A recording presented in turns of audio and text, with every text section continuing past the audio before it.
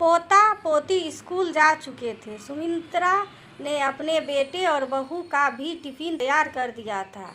अपने पति के लिए फिर दलिया बनाने लगी। तभी उनकी बहू राशि बोली, मम्मी जी अभी तो पापा जी सो रहे हैं, क्या सुबह ही नाश्ता कर लेंगे? पहले आप सुमित को की और मेरे लिए चाय बना दीजिए, फिर पूरा दिन आपको घर पर ही रहना है। बहू तुम्हारे पापा को दवाई देनी है, उन्हें शुगर है, इसलिए ज़्यादा देर भूखा नहीं रह सकती, सुमित्रा जी राशि से कहती है। जैसे ही सुमित और राशि स्कूल के लिए निकलते हैं, सुमित्रा जी अपने बेटे और को रमेश जी की दवाई की पर्ची थमाते हुए कहती है, बेटा तुम्हारे पापा की दवाई आनी है, बस आज रात की ही है बची, और थोड़ी से फल भी ज़रूर ले आना।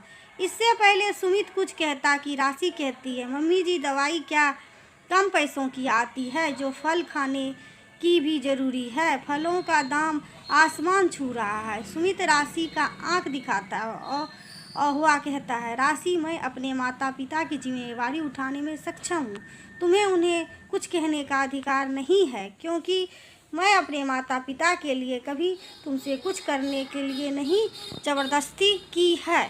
कहते हुए दोनों ऑफिस के लिए निकल जाते हैं।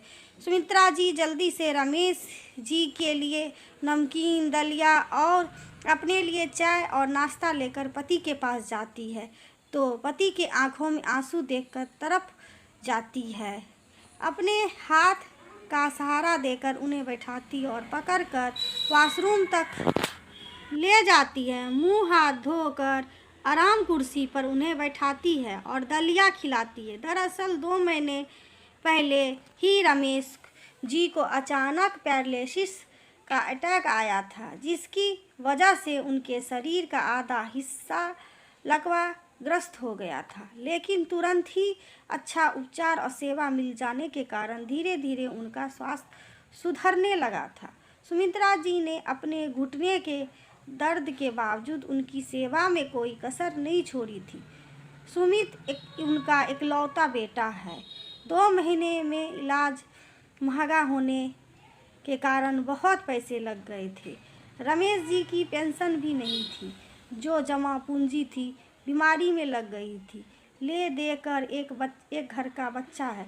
अब उनके पास बेटा अपने माता पिता का ध्यान तो पूरा रखता है, बहू बेटा दोनों ही स्कूल में पढ़ाते हैं। पीछे से सारा काम सुमित्रा जी ही देखती है, फिर भी उनकी बहू उन्हें कुछ ना कुछ कहती ही रहती है।